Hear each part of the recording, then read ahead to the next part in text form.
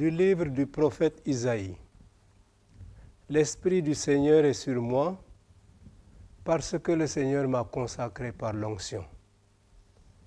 Il m'a envoyé porter la bonne nouvelle aux humbles, guérir ceux qui ont le cœur brisé, proclamer aux captifs la délivrance, aux prisonniers leur libération, annoncer une année de bienfaits accordée par le Seigneur.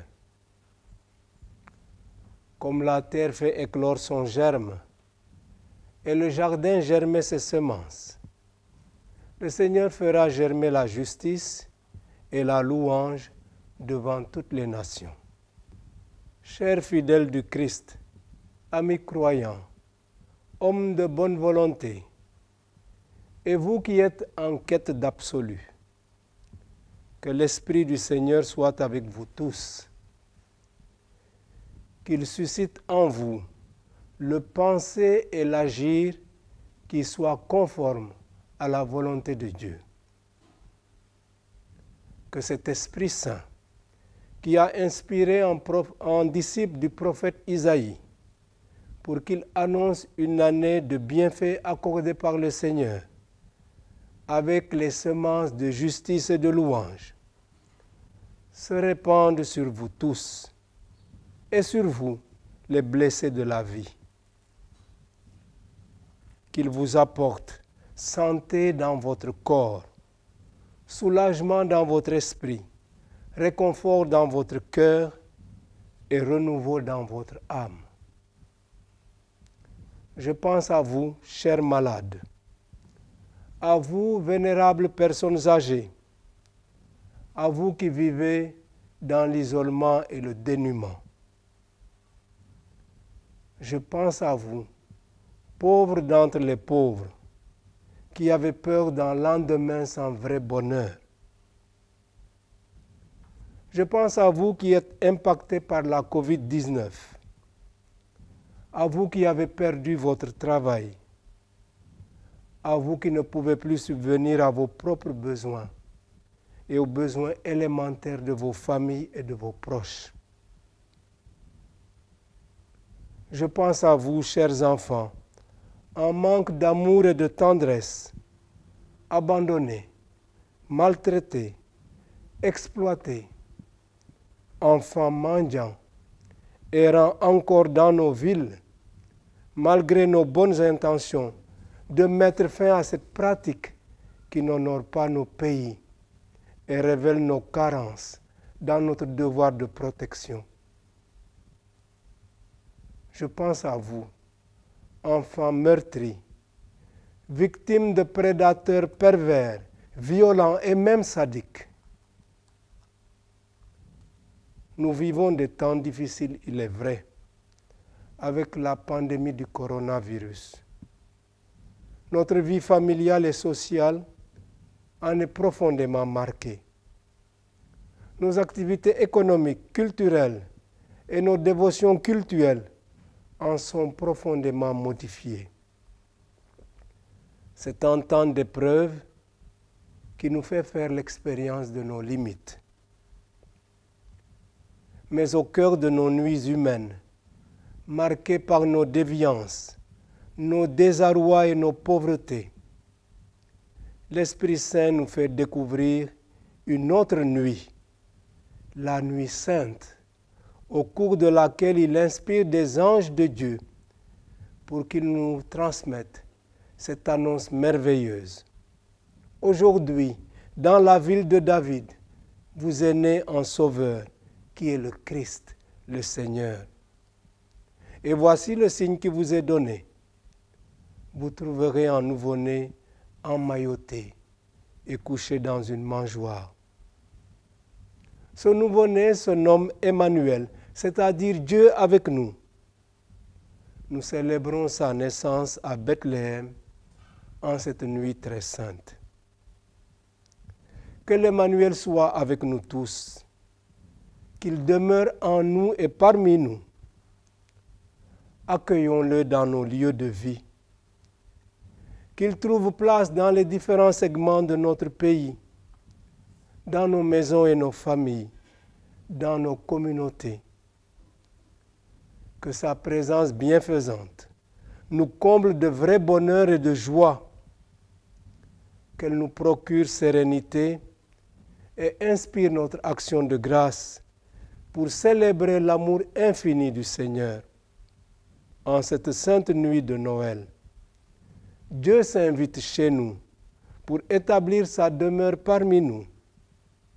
Comment ne pas célébrer notre joie devant l'amour de Dieu qui se fait si proche de l'homme? En venant dans le monde, Jésus s'est fait pauvre. Vous connaissez, écrit l'apôtre Paul, la générosité de notre Seigneur Jésus-Christ, qui, pour vous, de riche qu'il était, s'est fait pauvre pour vous enrichir de sa pauvreté. Jésus s'est dépouillé, il s'est abaissé pour se faire proche de nous et devenir notre familier. Il s'est fait tout petit pour honorer les petits et les humbles et pour que nous n'ayons plus peur. Il est entré dans notre épaisseur humaine pour relever l'homme et le sanctifier par sa présence bienfaisante. Que cette présence éloigne de nous le mal en ce Noël 2020, marqué par la pandémie de la COVID-19. Que nous puissions bientôt louer librement le Seigneur, chanter sa tendresse et sa miséricorde, et lui manifester notre amour et notre reconnaissance. Dieu aime tellement l'homme qu'il ne peut se résoudre à le laisser se perdre. Sans cesse, il vient à sa rencontre. Dans le passé, rappelle la lettre aux Hébreux, à bien de reprises et de bien de manières, Dieu a parlé à nos pères par les prophètes. Mais à la fin, en ces jours où nous sommes, il nous a parlé par son Fils, qu'il a établi héritier de toutes choses et par qui il a créé les mondes. Ce Fils nous apprend à nous concentrer sur l'essentiel, comme nous le rappelle le pape François. Et cet essentiel, dit encore le pape François, c'est l'adoration de Dieu et l'amour du prochain.